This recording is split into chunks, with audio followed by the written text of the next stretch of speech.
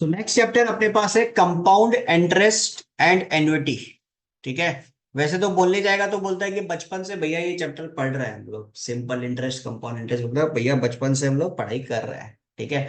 But बचपन से क्या पढ़ाई किया? सिंपल इंटरेस्ट का भैया मतलब P into R into T divided by 100, और कंपाउंड इंटरेस्ट का मतलब A equal to P one plus R by 100 to the first. ये हम लोगों ने पढ़ाई किया है। ठीक है।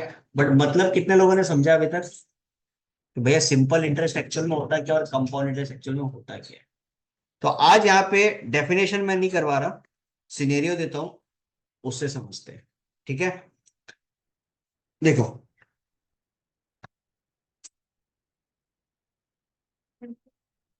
मिस्टर एक्स, ठीक है, mister X borrows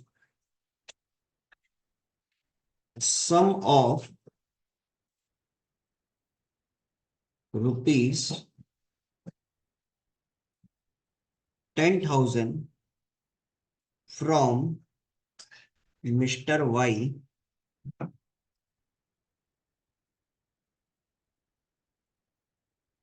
eight the rate of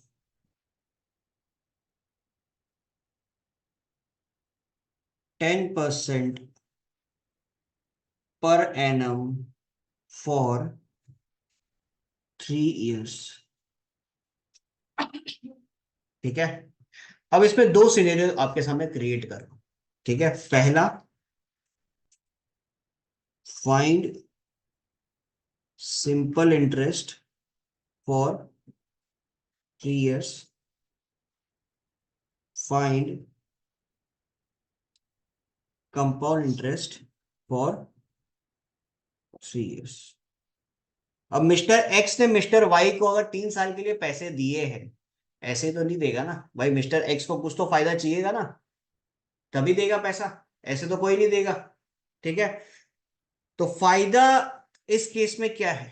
फायदा है इंटरेस्ट। समझ में आ रहा है फायदा क्या है आपके लिए? इंटरेस्ट। क्लियर ये चीज? अब ये जो इंटरेस्ट है, ये बेसिकली किस तरीके से दिया गया है? क्या सिंपल तरीके से दिया गया है या कंपाउंड तरीके से दिया गया है, ये अपने को बताना है। ठीक है ना। तो दो सिनेरियो अपन ने लिया है, एक हो गया आपका सिंपल इंटरेस्ट और एक हो गया कंपाउंड इंटरेस्ट। जब हम लोग सिंपल इंटरेस्ट का बात करते हैं ना, समझना इस चीज को अच्छे से, जब हम लोग सिंपल इंटरेस्ट का बात करते हैं तो सिंपल इंटरेस्ट के केस के अंदर आपका जो प्रिंसिपल अमाउंट होता है ना, प्रिंसिपल अमाउंट का मतलब क्या हो गया? कितना पैसा लिया है। ठीक है। इस केस में प्रिंसिपल अमाउंट आपके लिए हो गया 10,000 रुपीज। ठीक है। तो सिंपल इंटरेस्ट के केस के अंदर जो प्रिंसिपल अमाउंट है वो through out the number of years, मतलब इस केस में 3 साल हो गया, आपका दूसरा केस भी हो सकता है। ठीक है। Throughout the number of years change नहीं होगा। क्लियर है जी? सिंपल इंटरेस्ट के केस के अंदर आपका principal amount throughout same ही रहेगा। For the span of 3 years आपका सिंपल इंटरेस्ट पे principal amount as it is 10,000 रहेगा। उस 10,000 पे ही अपने को इंटरेस्ट को कैलकुलेट करना है। ठीक है। अब सिंपली अगर यदि अपन इस केस में इंटरेस्ट को कैलकुलेट करते हैं, तब क्या क्या करना होगा भैया? प्रिंसिपल है, उस पे आप रेट ऑफ इंटरेस्ट को मल्टीप्लाई कर दो, और कितना समय के लिए पैसा दिया है उसको मल्टीप्लाई कर दो। रेट ऑफ इंटरेस्ट परसेंटेज में होता है, इसलिए डिवाइडेड बाय हम लोग क्या करेंगे? प्रिंसिपल कितना हो गया? 10,000 रुपया। रेट ऑफ इंटरेस्ट कितना हो गया आपके लिए? 10%। नंबर ऑफ ईयर्स कितना हो गया? 3 साल, डिवाइडेड बाय 100। क्या हो जाएगा यहाँ पे आपके पास? टोटल इंटरेस्ट 3 साल के बाद में कितना आ रहा है? 3,000 रुपीज। तो बेसिकली मिस्टर एक्स जब मिस्टर वाई को पैसा लौटाएगा तो वो 10,000 नहीं देगा, वो आपको कितना पैसा लौटाएगा? 13,000 रुपीज लौटाएगा। क्लियर है? लिया था 10,000, लेकिन जब रिटर्न कर रहा है तो कितना दे रहा है? 13,000 रुपीज। तो एक्स्ट्रा जो 3,000 रुपीज हुआ वही आपके लिए क्या है? इंटरेस्ट। द एडिशनल अमाउंट जो आपको मिल रहा है वही क्या हो गया? इंटरेस्ट। वही बेसिकली मिस्टर वाई के लिए है फायदा। क्लियर है? अब इस फायदा को थोड़ा सा और अपन इंक्रीज करते हैं। कैसे इंक्रीज करेंगे? With the help of compound interest. ठीक है। अब देखो, सिंपल इंटरेस्ट में सिंपली अपन समझ लेंगे भैया प्रिंसिपल अमाउंट चेंज नहीं होता है, लेकिन कंपाउंड इंटरेस्ट में एवरी ईयर प्रिंसिपल चेंज होगा। एवरी ईयर मैं इस केस के लिए बोल रहा हूं, फॉर एवरी केसेस अलग अलग होता है सिनेरियो, ठीक है। इस केस में आपको 10% पर एनम बोला ना, पर एनम का मतलब एक साल, ठीक है। तो एवरी ईयर आपका जो प्रिंसिपल अमाउंट होगा वो क्या होगा, चेंज होते जाएगा। बात समझ में आ रहा है, एवरी ईयर आपका प्रिंसिपल अमाउंट चेंज होते जाएगा। कैसे, देखो, फॉर फर्स्ट ईयर, ठीक है, पहला साल के लिए इंटरेस्ट जो होगा ना वो कितना होगा वो कैलकुलेट कर लेते हैं। फॉर फर्स्ट ईयर मतलब एक साल का बात कर रहे हैं, ठीक है। आपका प्रिंसिपल अमाउंट 10,000 रुपीज, ठीक है। 10% का इंटरेस्ट लग रहा है और फर्स्ट ईयर बोल रहा है, तो टी का वैल्यू 1/100 कितना हो जाएगा। पहला साल पे आपको कितना पैसा लग रहा है, कितना इंटरेस्ट मिल रहा है, 1,000 रुपीज, ये पहला साल पे मिला है। क्लियर ये चीज, पहला साल का इंटरेस्ट खत्म। अब दूसरा साल पे जब हम लोग आएंगे ना, दूसरा साल पे भैया आपका प्रिंसिपल सेम नहीं रहने वाला है। दूसरा साल पे आपका प्रिंसिपल बन जाएगा कितना, 11,000। कैसे, आपके पास इनिशियली था प्रिंसिपल 10,000 रुपया, ठीक है। अब उस पे क्या जुड़ने वाला है, 1,000 रुपया इंटरेस्ट जुड़ने वाला है। क्लियर है। तो अमाउंट फॉर सेकेंड ईयर कितना हो जाएगा, 10,000 प्लस 1,000, इट विल बी ₹11,000। बोलो कोई दिक्कत। अब सेकेंड ईयर के लिए जब आप इंटरेस्ट कैलकुलेट करोगे तो आप करोगे अब 11,000 पे, ठीक है। तो कितना हो जाएगा, 11,000, रेट ऑफ इंटरेस्ट उतना ही 10 ही लग रहा है, इंटू 1/100, तो कितना आ जाएगा आपके पास, ₹1100। कोई दिक्कत। अब आप मेरे को बताओ, थर्ड ईयर के लिए अमाउंट क्या होगा, अमाउंट फॉर थर्ड ईयर क्या 11,000 ही रहेगा क्या, नहीं, अगेन आपका जो प्रिंसिपल है वो चेंज हो जाएगा। तो अमाउंट फॉर थर्ड ईयर कितना हो जाएगा, 11,000 पे आप 1100 को ऐड कर दो, इट विल बी 12,100। क्लियर। अब फॉर थर्ड ईयर इंटरेस्ट आप कैलकुलेट कर लो। थर्ड ईयर के लिए हमारे पास इंटरेस्ट कितना हो जाएगा, 12,100 इंटू 10% इंटू 1/100 कितना हो जाएगा, ₹1210। क्लियर। अब आपके पास तीनों साल का इंटरेस्ट आ चुका है। सॉरी, ये एक 11,000 है। पहला हो गया 1,000, ठीक है, इसको हाईलाइट कर देते हैं हम। पहला हो गया 1,000, फिर उसके बाद में हो गया 1,100, फिर 1,210। क्लियर है। तो तीनों साल का इंटरेस्ट को आप ऐड कर लो। 3,310 कंपाउंड इंटरेस्ट फॉर 3 ईयर कितना हो जाएगा, 1,000 प्लस 1,100 प्लस 1,210 कितना हो जाएगा, ₹3310। क्लियर ये चीज, कितना आ रहा हमारे पास 3 साल का इंटरेस्ट, 3310। या आप ऐसे भी कर सकते थे, कोई दिक्कत नहीं है। 11,000 पे आपने लगाया था, 12,100 पे लगाया था ना इंटरेस्ट, तो इस 12,100 पे आप 1,210 ऐड कर दो, 13,310 आएगा, ठीक है। अब ये 13,310 में से इनिशियल कितना प्रिंसिपल था, 10,000, उसको माइनस कर दो तो भी आपके पास कितना आएगा, 3310। क्लियर है। तो 3 साल के बाद में अगर कंपाउंड इंटरेस्ट पे मिस्टर वाई ने पैसा दिया तो उसको कितना मिलेगा, ₹3,310। सिंपल इंटरेस्ट पे जब हम लोगों ने कैलकुलेट किया था कितना मिल रहा था, ₹3,000, और कंपाउंड इंटरेस्ट पे कैलकुलेट जब किया तब कितना मिल रहा है, 3310। तो कंपाउंड इंटरेस्ट पे एनी डे ज्यादा होगा। क्यों ज्यादा होगा भैया, कंपाउंड इंटरेस्ट पे एवरी ईयर आपका प्रिंसिपल चेंज होता है, एवरी ईयर आपका जो प्रिंसिपल है उस पे इंटरेस्ट एडअप होते जाएगा। क्लियर ये चीज, कोई दिक्कत इसके अंदर। अब आप रियल वर्ल्ड का जब बात करोगे, financial transaction with the bank और एनी फाइनेंशियल इंस्टीट्यूशन, आप जब बात करोगे हमेशा सारा ट्रांजेक्शन कंपाउंड में ही होता है, सिंपल में कुछ नहीं होता है। एकदम सिंपल सा बात आपको बताता है कि अगर आपने आज बैंक अकाउंट में, आपके पास बैंक अकाउंट है, ठीक है, आपके बैंक में आपने आज रख दिए 10,000 रुपया, उस पैसा को आप हाथ भी मत लगाओ, ठीक है। 3 साल तक उस पैसा को बैंक में ही रहने दो, ठीक है। ये आपने आज, ये प्रेजेंट डे है। बैंक वाला बोलता है कि भैया आपको इसके ऊपर मिलेगा 10% पर एनम। ठीक है, हालांकि देता नहीं है, वो अलग बात है। ठीक है, सेविंग्स अकाउंट में हार्डली कोई 3 to 4% होगा, फिक्स डिपॉजिट पे कोई 6 to 7% मिलता है। अब कोई कुछ कुछ है जो 7 to 8% देते हैं। ठीक है, तो अब ध्यान दो, 10,000 आपने बैंक में रख दिया, 10% आपको बैंक वाला बोलता है मिलेगा। ठीक है, नेक्स्ट ईयर आपने अपना बैंक स्टेटमेंट निकाला, आपके अकाउंट में कितने आ चुके हैं अब, आपने कुछ भी नहीं निकाला। उसका नेक्स्ट ईयर आप फिर से आप अपना बैंक बैलेंस चेक करो, आपके पास कितने आ जाएंगे, 12,100। उसके नेक्स्ट ईयर फिर आप अपना बैंक बैलेंस चेक करो, 13,310 रुपया। क्लियर है? इस तरीके से आपका जो आपका जो बैंक बैलेंस है वो इंक्रीज होते जाएगा। फिर अगेन अगर यदि आगे और बढ़ाना है तो 13,310 पे फिर आपका 10% का इंटरेस्ट लग जाएगा। क्लियर ये चीज? इस तरीके से आपका बैंक बैलेंस भी बढ़ते जाएगा। ठीक है, तो नॉर्मली क्या होता है, कोई भी बैंक या कोई भी फाइनेंशियल इंस्टीट्यूशन से जब हम लोग ट्रांजेक्शन करते हैं, हमेशा ध्यान में रखो कंपाउंडिंग ही होता है। ठीक है, सिंपल इंटरेस्ट पे लेना देना नहीं होता है।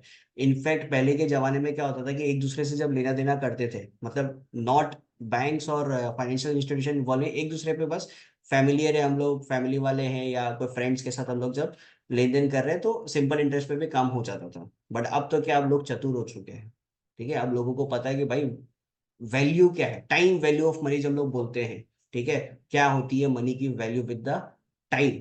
तो ऑब्वियस सा बात है, वहां पे कभी भी आपको सिंपल पे पैसा नहीं मिलने वाला, आपको हमेशा क्या मिलेगा, कंपाउंडिंग पे ही पैसा मिलेगा। क्लियर ये चीज? कोई दिक्कत इसके अंदर? अब बात करते हैं थोड़ा सा, अगर सिनेरियो कुछ ऐसा रहा, ये तो मैंने बोला ना कि पर एनम है। ठीक है, ये तो क्या था, पर एनम का सिनेरियो था। अब अगर सिनेरियो कुछ ऐसा रहा कि यही सेम सिचुएशन है, मिस्टर एक्स ने मिस्टर वाई से पैसे लिए 10,000 रुपए, 10% पर एनम फॉर 3 इयर्स। ठीक है, अब इस केस में ऐसा हो गया, बोलता है कि कंपाउंडेड सेमी एनुअली। क्या बोल रहा है, कंपाउंडेड सेमी एनुअली या कंपाउंडेड हाफ ईयरली। उस केस में क्या हो जाएगा, मतलब आप अभी तक जो इंटरेस्ट पे कर रहे थे वो 3 साल में 3 बार इंटरेस्ट पे कर रहे थे। अब आपको जो इंटरेस्ट पे करना है 3 साल में 6 बार इंटरेस्ट पे करना है। बिकॉज इससे पहले तक आप क्या कर रहे थे, पूरा एक साल खत्म हुआ, एक बार आपने इंटरेस्ट पे कर दिया, फिर नेक्स्ट ईयर खत्म हुआ इंटरेस्ट पे कर दिया, फिर नेक्स्ट ईयर खत्म हुआ इंटरेस्ट पे कर दिया। लेकिन अब ऐसा नहीं है, फर्स्ट 6 मंथ्स खत्म हुआ एक इंटरेस्ट गया, नेक्स्ट 6 मंथ्स खत्म हुआ एक इंटरेस्ट गया, फिर आगे 6 मंथ्स खत्म हुआ फिर इंटरेस्ट गया। तो 3 साल में टोटल कितना बार पेमेंट आपको करना पड़ रहा है, 6 बार। 3 साल में कितना बार, 6 बार। अब एक और चीज सोचो, 3 साल में अगर 6 बार आप इंटरेस्ट पे कर रहे हो तो क्या 10% ही दोगे, नहीं, उसका आधा। आया बात समझ में? 3 साल में अगर आप 6 बार दुगना पैसा दे रहे हो ना, ठीक है, 3 साल में अगर, सॉरी नॉट दुगना, 3 साल में अगर अपना रिपीटेशन बढ़ा रहे हो, 6 बार अगर आप पैसे दे रहे हो, तो 10% पर एनम में आपका कैलकुलेशन नहीं होगा, 10% का क्या हो जाएगा, आधा, मतलब 5% हो जाएगा। क्लियर ये चीज? तो इसलिए आप एक चीज हमेशा याद रखना, अगर केस ऐसा होता है, if interest is compounded semi annually, semi annually बोल लो या हाफ ईयरली बोल लो, ठीक है, बोथ आर सेम। अगर ऐसा सिचुएशन आपके पास होता है तो उस केस में नंबर ऑफ ईयर जो होगा ना, नंबर ऑफ ईयर्स जो भी आपको दिया हुआ रहेगा उसको आप कर देना मल्टीप्लाई बाय 2। ठीक है, रेट ऑफ इंटरेस्ट जो होगा ना, रेट ऑफ इंटरेस्ट, उसको कर देना आप डिवाइडेड बाय 2। क्लियर ये चीज? बात समझ में आ रहा ना? Number of years multiply by 2 क्यों किया, बेसिकली नंबर ऑफ ईयर्स, देखो एन जब हम लोग यूज करते हैं it is not number of year. जैसे P into R into T पहले बचपन में यूज करते थे, अब एक्चुअल में टी नहीं यूज होता है, टी की जगह एन यूज होता है। एन का मतलब होता है नंबर ऑफ पीरियड्स। कि कितने टाइम पे आप पैसे दे रहे हैं। बात समझ में आ रहा है? तो जब आप नंबर ऑफ ईयर्स बोलते हो तो समझ लो 3 साल बोला तो सेमी एनुअली दे रहे हो तो 3 का कितना बन गया 6। बिकॉज अब आप क्या कर रहे हो, 3 साल में 6 बार पेमेंट कर रहे हो। ठीक है, next, if interest is compounded quarterly. अब अगर मैं क्वार्टरली का बात करता हूं ना, क्वार्टरली में क्या होगा, एक साल में अब आप 4 बार पेमेंट कर रहे हो। क्वार्टरली में क्या हो जाएगा, एक साल में आप कितने बार पेमेंट कर रहे हो, 4 बार पेमेंट कर रहे हो। ठीक है, तो 3 साल का जब लोगों ने बात किया था ना तो उसका कितना हो जाएगा 12। तो बेसिकली जब हम लोग नॉर्मली बात करते हैं तो नंबर ऑफ ईयर्स में क्या करोगे, मल्टीप्लाई बाय 4, और रेट ऑफ इंटरेस्ट के लिए क्या करोगे, डिवाइडेड बाय 4।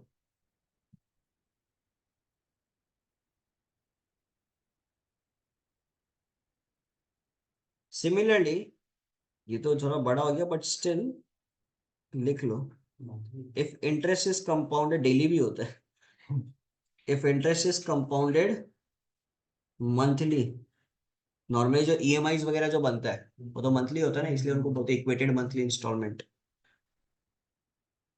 ईएमआई पढ़ोगे आप क्लास 12 में, नंबर ऑफ ईयर्स क्या हो जाएगा, मल्टीप्लाई बाय 12, और रेट ऑफ इंटरेस्ट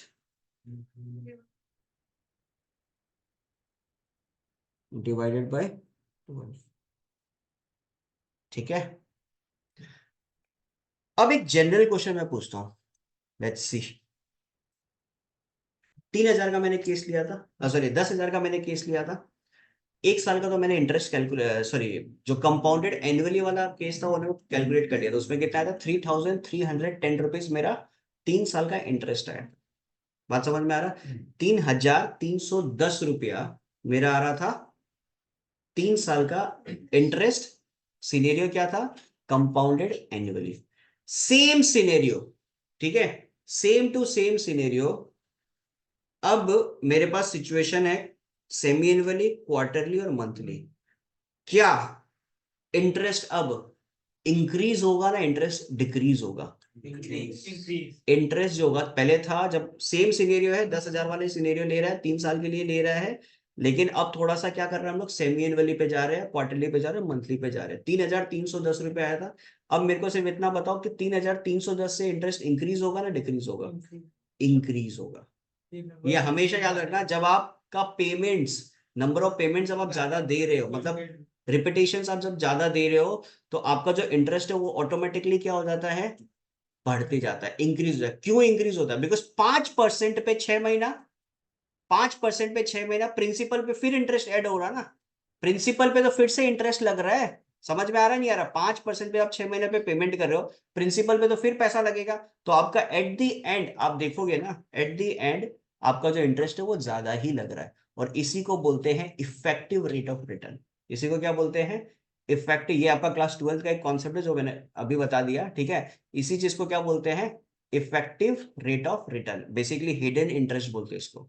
ठीक है, देखने में बोला ना कि 10% लग रहा है, देखने में क्या बोलता है, 10% लग रहा है, बट एक्चुअल जब आप कैलकुलेशन करने जा रहे हो 10 से थोड़ा सा ज्यादा लग रहा होता है। समझ में आया, 10 से थोड़ा सा ज्यादा लग रहा होता है। वो तभी होगा जब आपका केस क्या होगा, जब आपका केस क्या होगा कि सेमी एनुअली हो गया या क्वार्टरली हो गया या मंथली हो गया। क्लियर ये चीज, उसको बोलते हैं effective rate of interest.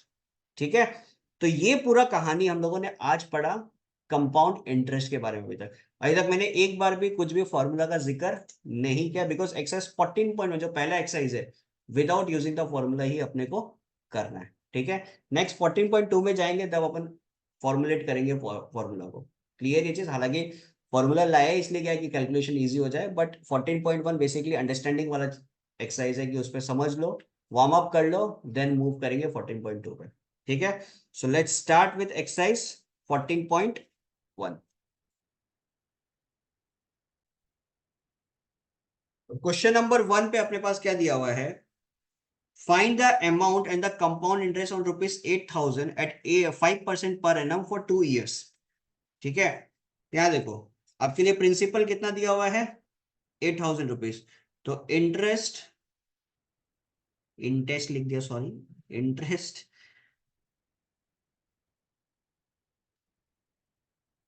For first year कितना हो जाएगा? 8,000 into 5 into 1 divided by 100, rupees 400। ठीक है, तो अमाउंट आफ्टर 1 ईयर कितना हो जाएगा आपके लिए? रुपीज 8,400। 8,000 पे 400 ऐड कर दो। क्लियर? अब उसके बाद में इंटरेस्ट फॉर सेकेंड ईयर, तो जो भी आपका अमाउंट बना था after first year, second year के लिए का प्रिंसिपल वही रहेगा।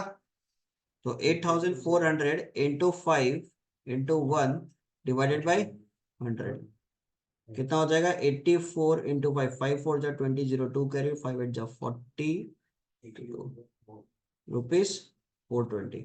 तो टोटल इंटरेस्ट आपके लिए कितना हो गया? 400 प्लस 420। तो total interest will be rupees 400 plus 420 rupees 820। और अमाउंट कितना होगा? अमाउंट आफ्टर सेकेंड ईयर कितना हो जाएगा? 8,400 पे आप ऐड कर दो 420, सो इट विल बी रुपीज 8820। कोई दिक्कत इसमें? क्लियर है सबका? क्वेश्चन नंबर 1 इजी एकदम।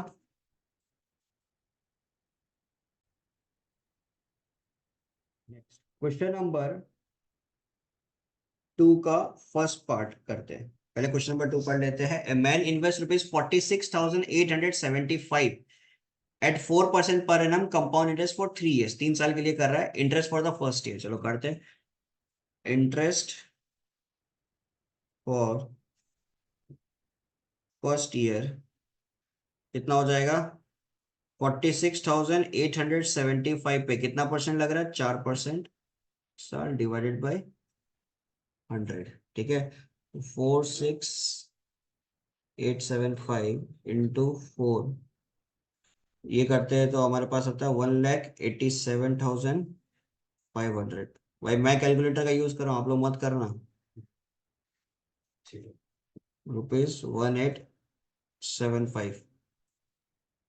ठीक है, तो इंटरेस्ट आफ्टर फर्स्ट ईयर कितना आ जाएगा? 1,875। ठीक है, दूसरा सवाल क्या दिया हुआ है? Amount standing to his credit at the end of second year. तो पहले अपन ये निकाल लेते हैं, अमाउंट आफ्टर फर्स्ट ईयर कितना हो जाएगा? 46,875, उसके ऊपर ऐड कर दो 1,875। तो हमारे पास कितना आ जाएगा? 46,875 प्लस 1,875, इट विल बी 48,750। ठीक है, अब इसके ऊपर इंटरेस्ट कैलकुलेट कर लो। Interest after second year 48,750 into 4% into 1 divided by 100 कितना आ जाएगा हमारे पास? इसको काट देते हैं, अच्छा एक ही जीरो जाएगा। हमारे पास कितना हो जाएगा? 4,875 इंटू 4, 19,500, तो 1950 रुपीज 1950। ये आ गया सेकेंड ईयर के बाद का इंटरेस्ट। लेकिन सवाल ये नहीं पूछा। सवाल क्या पूछा है? The amount standing to his credit at the end of second year. तो अमाउंट आफ्टर सेकेंड ईयर कितना हो जाएगा? 46,875 प्लस 1950। तो 46,875 प्लस 1950, ओ सॉरी 46 नहीं 488, sorry sorry sorry 48750, 48750 plus 1950 50,700 rupees 50,700। Answer एक बार चेक कर लेते हैं। हाँ यही है। चलो नेक्स्ट पूछा था interest for the third year. अब तो आ ही जाएगा। इंटरेस्ट आफ्टर थर्ड ईयर कितना आ जाएगा? 50,700 इस पे 4% इंटू 1 डिवाइडेड बाई 100 कितना आ जाएगा मेरे पास? 507 इंटू 4 2028 20। तो तीनों क्वेश्चन हो गया हमारे लिए। ठीक है, तो यही था हमारे पास क्वेश्चन नंबर 2। कोई दिक्कत इसमें? क्लियर है सबका? क्वेश्चन नंबर 3 पे क्या दिया हुआ है? A man invest ₹5,000 for 3 years at a certain rate of interest compounded annually. At the end of 1 year it amounts to 5,600। Calculate the rate of interest per annum. पहले तो rate of interest आप निकाल लो। देखो पहला साल के लिए जब बात करते हैं सिंपल और कंपाउंड ऐसे भी सेम ही होता है। ठीक है, तो आपको क्या दिया हुआ है? अमाउंट आपको दिया हुआ है 5,600 और इनिशियली कितना पैसा डाला था बैंक में? 5,000 रुपीज। क्लियर है? रेट ऑफ इंटरेस्ट आपको निकालना है। टाइम हो गया 1। ठीक है, तो अमाउंट दिया हुआ है तो अमाउंट में से पहले प्रिंसिपल को माइनस कर लो, तो ये आपके लिए क्या आ जाएगा? इंटरेस्ट। इतना तो समझ में आता है ना? इसमें तो कोई दिक्कत नहीं है। पहला साल का बात कर रहे हैं ना, पहला साल के बाद 5,600 है, तो 3 साल मत ले लेना। ठीक है, ये समझ में आना कि अमाउंट आपका 5,600 दिया हुआ है, प्रिंसिपल हो गया 5,000 रुपया। ठीक है, तो एक्स्ट्रा अमाउंट हो गया, वही आपके लिए क्या? Interest for the first year. तो इंटरेस्ट इज इक्वल टू क्या करते हैं? P into R into N divided by 100। ठीक है, तो यहाँ पे इसको टी लिखा है मैंने, एन ही लिख दो। तो इसके जगह 600 लिख दो। प्रिंसिपल हो गया आपका 5,000, यही 5,000। रेट ऑफ इंटरेस्ट निकालना है 1/100। ये 2 जीरो खत्म करो, तो 600 डिवाइडेड बाई 50। तो आर इक्वल टू कितना आ गया? 12%। ये था नंबर 1।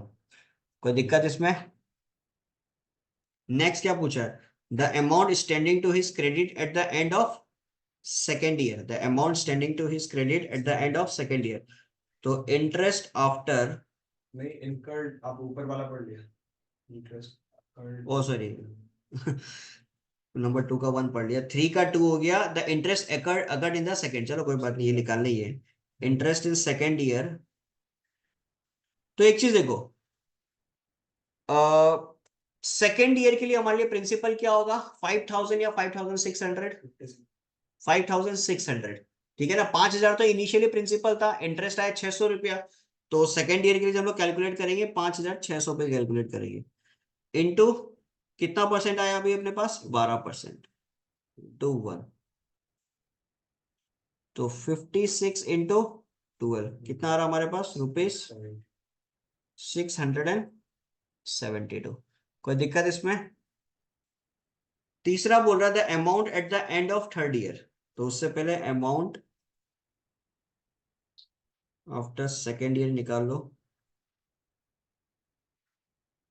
कितना आ जाएगा? 5,600 plus 672। 5,600 plus 672, so it will be 6,272। तो इंटरेस्ट आफ्टर थर्ड ईयर कितना हो जाएगा? 6,272 इंटू 12% 1। ठीक है, तो हमारे पास आएगा 6,272 12, इट विल बी 752.64। ठीक है, तो अमाउंट कितना आ जाएगा? Amount after third year it will B 6,272 पे ऐड कर दो 752.64। तो 70, एक बार आंसर चेक कर लो, यही है। यस। तो ये कहानी था आपका क्वेश्चन नंबर 3 का। फिर से बता रहा हूँ, मेन चीज है मेरा मुद्दा, चीज को करना और समझाना। कैलकुलेशंस घर पे प्रैक्टिस करो, ठीक है ना। घर पे तुम लोग कैलकुलेटर का यूज मत कर लेना। जब प्रैक्टिस करोगे तो कैलकुलेटर का यूज मत करना, एग्जाम में तुमको नहीं मिलने वाला। मिल रहा होता तो कोई दिक्कत ही नहीं था। अब जब हायर स्टडीज के लिए जाओगे, फ्यूचर में सीए वगैरह के लिए जब जाओगे, तो आपको मिल जाएगा। तो वहां पे कैलकुलेशन करने के लिए आपको इतना माथापच्ची करने का जरूरत नहीं है, कैलकुलेटर रहेगा। ठीक है, बट अभी आपके लिए कैलकुलेटर नहीं है। ठीक है।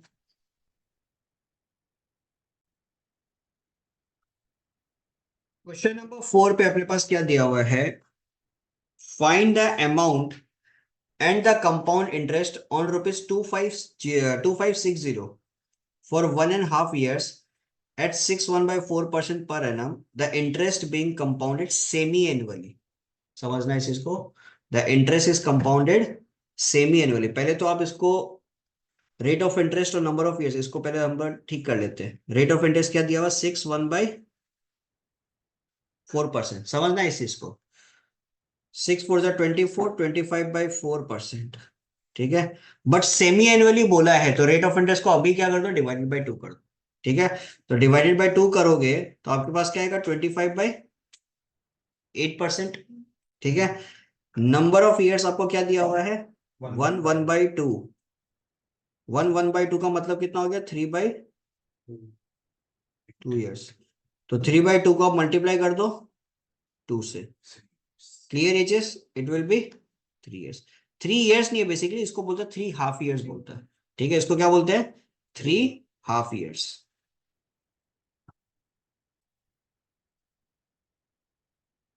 कोई दिक्कत इसके अंदर? अब देखो, आपको पूरा इंटरेस्ट सब पूरा ही कंप्लीटली कैलकुलेट करना है ना, अमाउंट एंड कंपाउंड रेशियो। तो इंटरेस्ट फॉर, अब आराम से जैसे चल रहा था वैसे ही करो। Interest for first half year. ठीक है, हम लोगों ने सारा काम पहले ही कर लिया है। आपका प्रिंसिपल अमाउंट कितना दिया हुआ? 2560 इंटू रेट ऑफ इंटरेस्ट कितना हो जाएगा? 25/8, मतलब 25 बाई हम लिख देता है 800 इंटू 1। कोई दिक्कत इसके अंदर? बोलो। 1010, ये खत्म। 256 से चलेगा। 256, 32। ये आ जाएगा 6400, 80, तो 880, तो 80 रुपये आ रहा है। ठीक है। तो interest for first half year it will B ₹80। ठीक है। तो अमाउंट आफ्टर 1 ईयर कितना हो जाएगा? 2560 पे 80 रुपये ऐड कर दो। 2640। सो it will B 2560 plus 80, 2640। Similarly interest for second half year कितना हो जाएगा? 2640 इंटू 25/800 इंटू 1। हमारे पास कितना आ जाएगा? 264 divided by, it will B ₹66। कम कैसे आ रहा है? 165। 2640 था ना, 2640 पे 25, सर आ गया। 640 into 25। 165। Just a second. Oh अच्छा, मैंने ये कैलकुलेशन गलत कर दिया। 264 into 25 divided by 80, so it will be ₹82.5।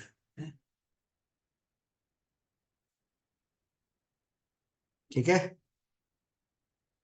तो amount after second half year कितना हो जाएगा? 2640 प्लस 82.5।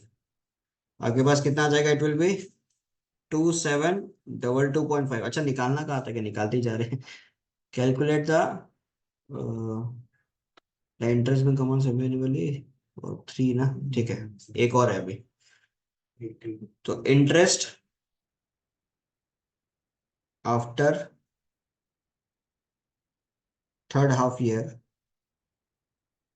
कितना हो जाएगा, 2722.5 इंटू 25/800 इंटू 1, ठीक है, into 25 divided by 800, so it will B rupees 85.07, ये 85 अप्रोक्सीमेटली लिख दो, कोई दिक्कत नहीं है, ठीक है। तो टोटल इंटरेस्ट, या पहले निकालो अमाउंट, निकालो अमाउंट आफ्टर थर्ड ईयर कितना हो जाएगा, 2722.5 माइनस 80, सॉरी प्लस 85.07, तो 2722.5 प्लस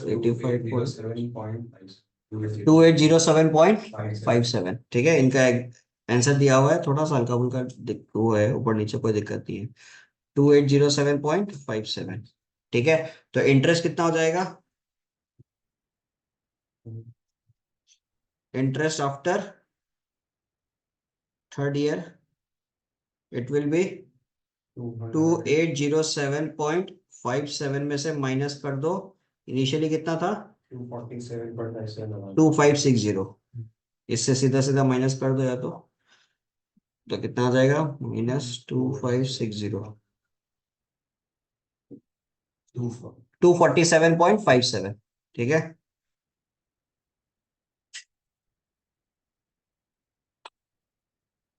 क्लियर ये चीज, इनका आ रहा 247.08, वो थोड़ा बहुत कैलकुलेशन में जो होता है ना, पॉइंट का इधर उधर हुआ है, कोई दिक्कत नहीं है, ठीक है। ऐसा नहीं है कि हम लोग का 247.57 आ रहा है, इनका आंसर 288, ऐसे कोई तो समझ लो कि गलती की है, ठीक है। इतना पॉइंट में हल्का फुल्का चलता है। क्लियर, कोई दिक्कत क्वेश्चन नंबर 4 पे।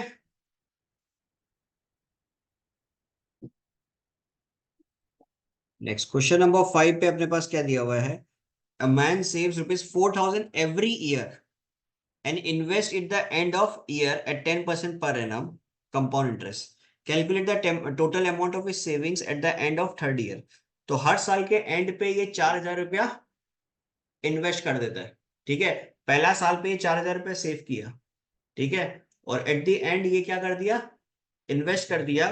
तीसरा साल का एंड पे पैसा है कितना वो बताना है, उस पर कैलकुलेट नहीं करना, तीसरा साल पे मेरे पास स्टैंडिंग अमाउंट कितना मेरे पास पड़ा वो मेरे को बताना। तो देखो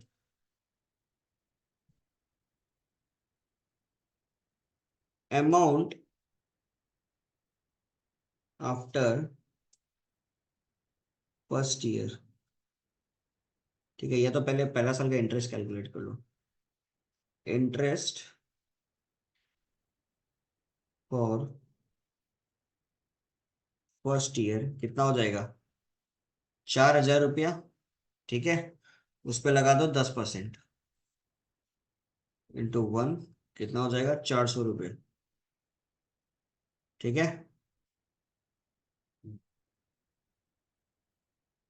तो अमाउंट आफ्टर फर्स्ट ईयर कितना हो जाएगा, ₹4,400।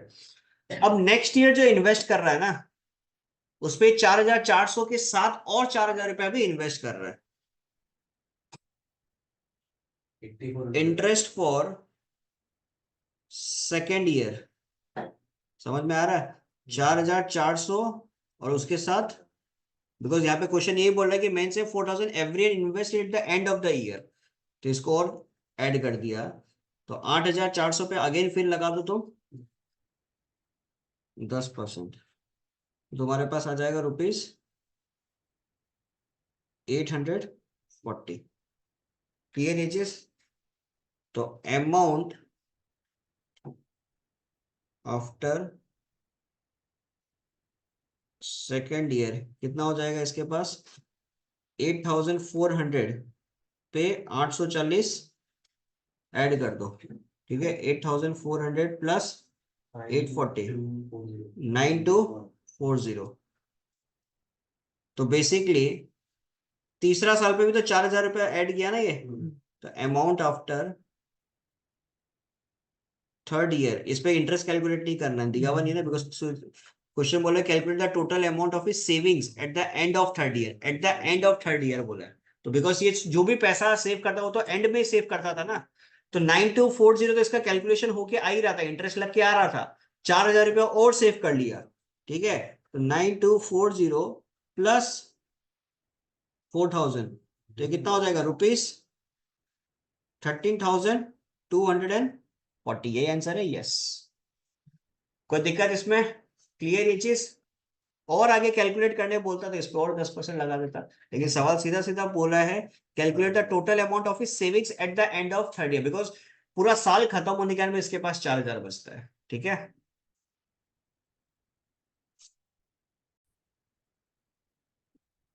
नेक्स्ट नंबर 6 क्या बोल रहा है, calculate the amount and compound interest on ₹17,000 in 3 years when the rate of interest for successive year is 10%, 10%, 14% respectively। मतलब पहला साल पे 10% इंटरेस्ट लगेगा, दूसरा साल पे भी 10% ही लग रहा है, लेकिन तीसरा साल पे 14% लग रहा है।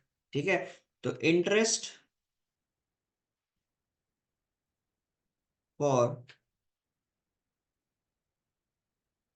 फर्स्ट ईयर कितना हो जाएगा, 17,000। क्लियर ये चीज, उस पर 10% इंटरेस्ट लगा दो, तो हमारे पास आ जाएगा ₹1,700। ठीक है, तो अमाउंट आफ्टर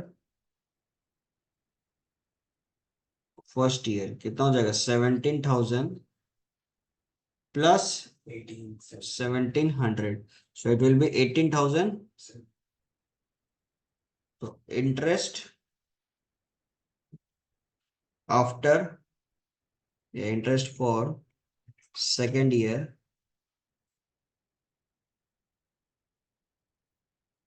18,700, उस पर लगा दो 10% का इंटरेस्ट, तो आपके पास आ जाएगा ₹1,870। तो अमाउंट आफ्टर सेकेंड ईयर कितना हो जाएगा, 18,700 plus 1,870, so it will be rupees 1870 ना 1870, so it will be 20,570। ठीक है, तो इंटरेस्ट फॉर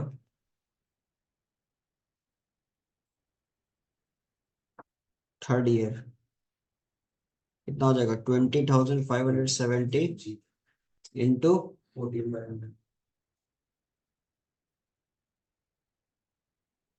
2057। तो amount after, oh sorry 14, sorry sorry sorry, third year पे 14% है, भावने में बह जाते अभी तो 20 नुकसान करवा लेते, 14%। ठीक है, तो कितना हो जाएगा, 2057 इंटू 14, ₹2879, 2879.8।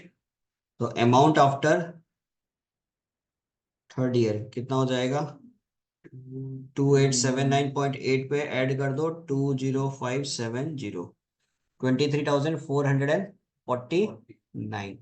Clear HS, ₹23,449.8। सवाल क्या पूछ रहा था, 3 साल का कंपाउंड इंटरेस्ट निकालो और अमाउंट निकालो, तो अमाउंट तो आ गया, कंपाउंड इंटरेस्ट क्या होगा, कंपाउंड इंटरेस्ट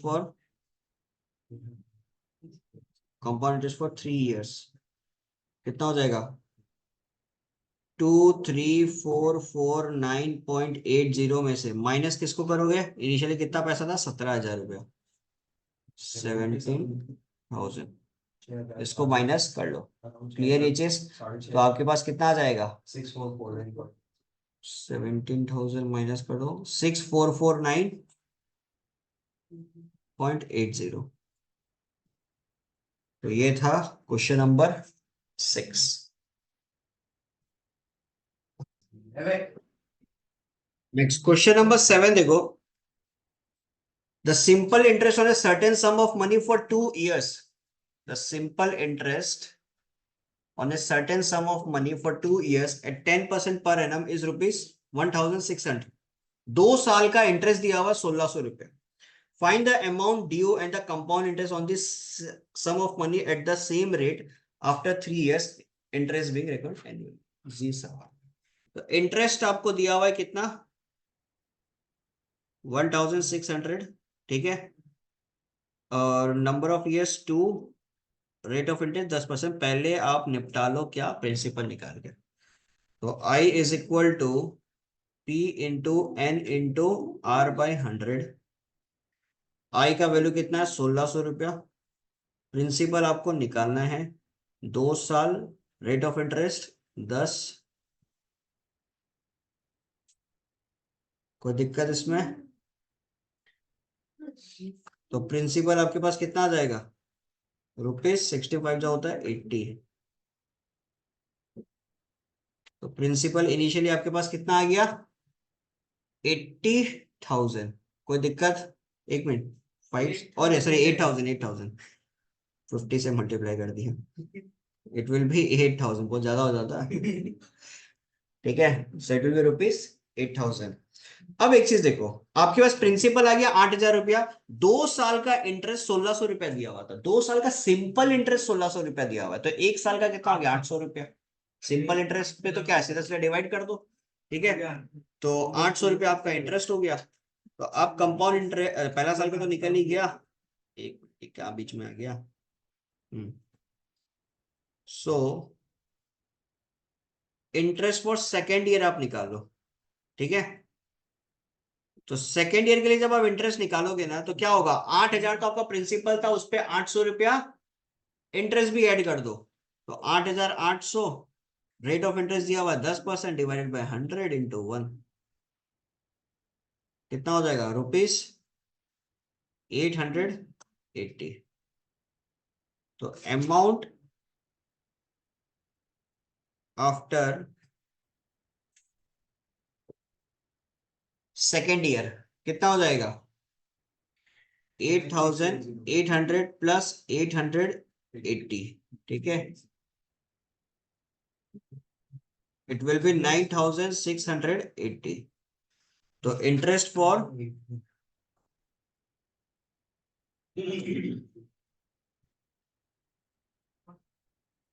तो इंटरेस्ट फॉर थर्ड ईयर, तीसरा साल के लिए इंटरेस्ट कैसे निकालोगे? 9,680 पे 10% लगा दो।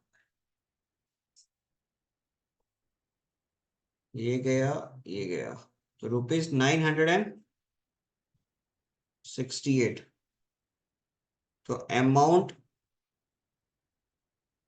आफ्टर थर्ड ईयर कितना हो जाएगा? ₹9,680 प्लस 968, कितना आ रहा है मेरे पास? ₹10,648। कोई दिक्कत इसमें? क्लियर है? 3 साल का अमाउंट आ गया। अब इंटरेस्ट निकालो। इंटरेस्ट आफ्टर 3 ईयर कितना आ जाएगा? 10,648 माइनस 8,000, माइनस कर दो, इट विल बी ₹2,648। कोई दिक्कत इसमें? तो ये था क्वेश्चन नंबर आपके लिए 7। Clear?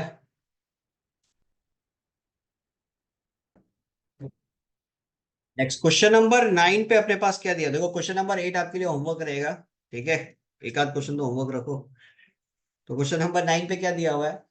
A man borrows ₹15,000 at 14% per annum compound interest. if he repays 4,300 at the end of first year and 5,220 at the end of second year, find the amount of loan outstanding at the beginning of the third year. चलो करते हैं। तो सबसे पहले काम करो, interest for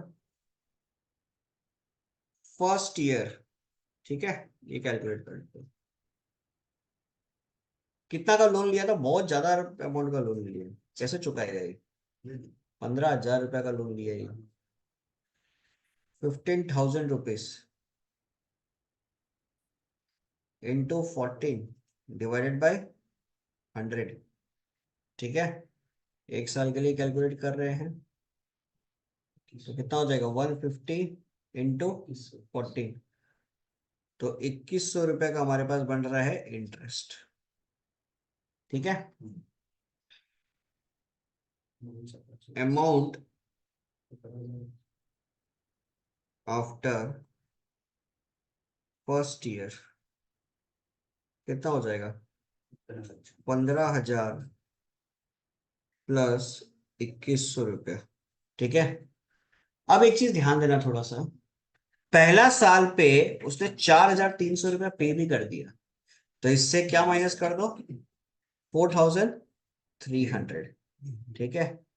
तो 15,000 plus किया माइनस 4,300 घटा दिया, कितना हो गया? 12,800 रुपया। तो अब इंटरेस्ट जो लगेगा 12,800 पे लगेगा। इंटरेस्ट फॉर सेकेंड ईयर कितना हो जाएगा? 12,800, उस पर 14%,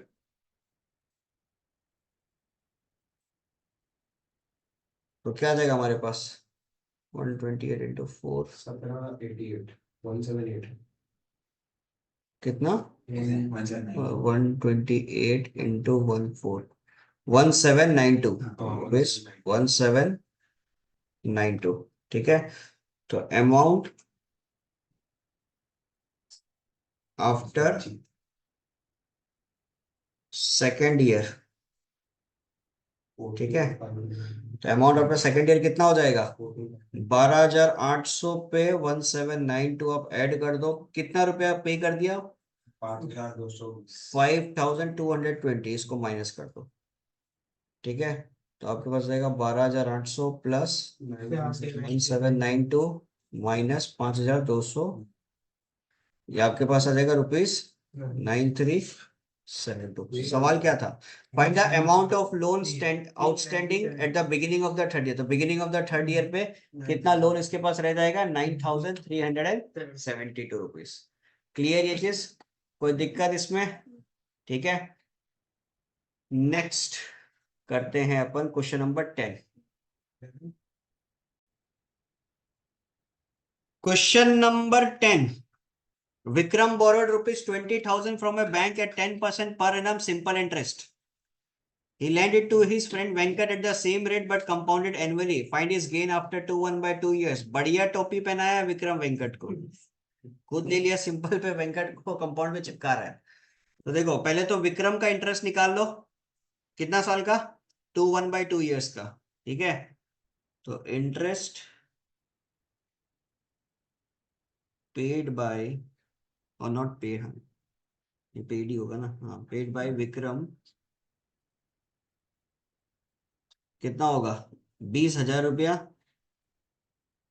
10% पे, कितना ईयर के लिए? 2 1/2, मतलब 2 2 जा 4, 5/2 ईयर्स के लिए। तो ये हो जाएगा रुपीज 5 5 जा 25, 25 इंटू 2 50, 5,000 रुपया।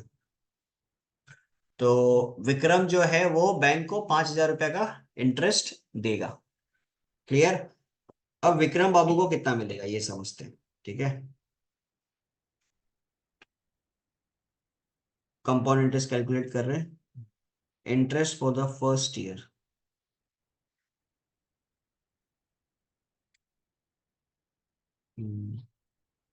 कितना हो जाएगा? 20,000 इंटू 10 डिवाइडेड बाय 100 इंटू 1, तो रुपीज 2000, ठीक है। अमाउंट आफ्टर फर्स्ट ईयर, तो कितना हो जाएगा? 20,000 पे 2,000 ऐड कर दो, 22,000। इंटरेस्ट आफ्टर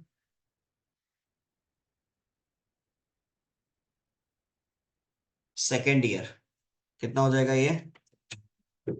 22,000 पे 10% और लगा दो, तो रुपीज 2200। तो अमाउंट आफ्टर सेकेंड ईयर कितना हो जाएगा? 22,000 पे 2,200 ऐड कर दो, 24,200, ठीक है। अब नेक्स्ट तीसरा मत कर देना, हाफ है, ठीक है। तो इंटरेस्ट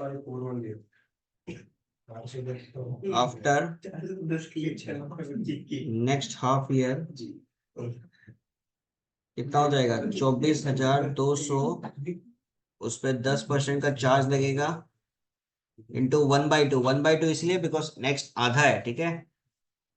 तो 242 भी तो कटेगा ना, 121 कितना आ जाएगा? 1,210 रुपये, ठीक है। तो अमाउंट आफ्टर 2.5 ईयर कितना हो जाएगा? 24200 प्लस 1210, तो यह आ जाएगा 25,410।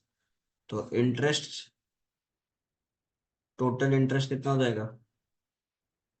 टोटल इंटरेस्ट हो जाएगा 25,410 में से कितना माइनस कर दो? 20,000 रुपया माइनस कर दो, तो आएगा आपके पास कितना?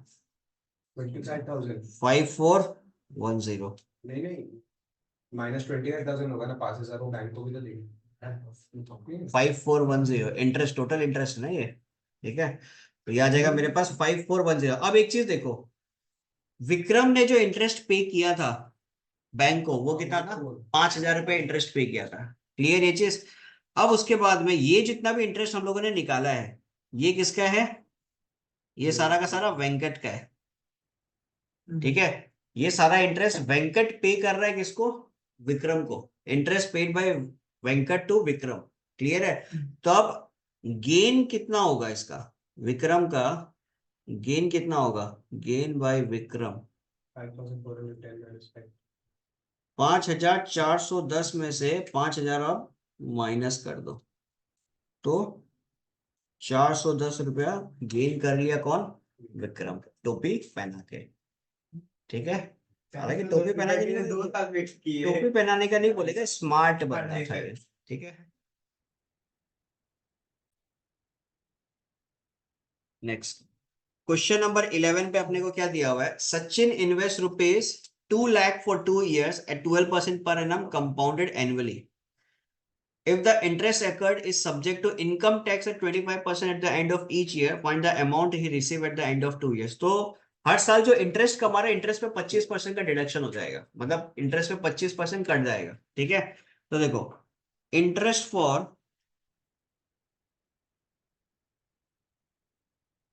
फर्स्ट ईयर 2 लाख रुपया है इसके पास, ठीक है। उसने इन्वेस्ट किया, 12% का इंटरेस्ट रेट, तो कितना आ जाएगा हमारे पास? Rupees 24,000। Income tax on rupees 24,000, कितना इनकम टैक्स लग रहा है?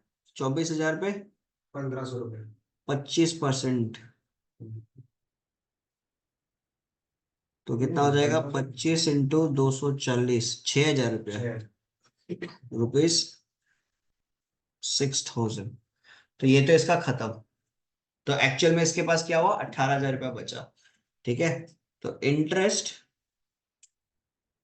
फॉर सेकेंड ईयर का जब लोग बात करेगा तो कितना होगा? 2 लाख रुपया पे 24,000 रुपया ऐड करो और 6,000 रुपया माइनस कर दो, बिकॉज 6,000 रुपया गया टैक्स का, तो कितना हो जाएगा 2,18,000 रुपया। अब इस पे 12% और लगा दो, ठीक है, तो हमारे पास कितना आ जाएगा 12 into 2180, इट विल बी ₹26,160। अब इस पे अगेन इनकम टैक्स लग जाएगा, इनकम टैक्स ऑन ₹26,160, तो कितना हो जाएगा, इस पे लगा दो 25% का, तो आ जाएगा मेरे पास 2616 into 25 divided by, so it will B ₹6540। ठीक है, सवाल क्या पूछा, find the amount receive at the end of 2 year. तो अमाउंट रिसीव्ड कितना हो जाएगा, कितना रुपया था, 2,18,000 रुपया, ठीक है, उस पे 26,160 रुपया ऐड कर दो और 6,540 रुपया माइनस कर दो, तो कितना हो जाएगा 2,18,000 plus 26,160 minus 6,540, so it will B ₹2,37,620। Clear ये चीज। तो इनकम टैक्स का डिडक्शन के बाद में कितना रुपया उसके पास आ जाएगा, ₹2,37,620। ये सचिन को मिल जाएगा 2 साल के बाद में। तो यहाँ पे हम लोगों ने खत्म कर लिया एक्सरसाइज 14.1। और दिक्कत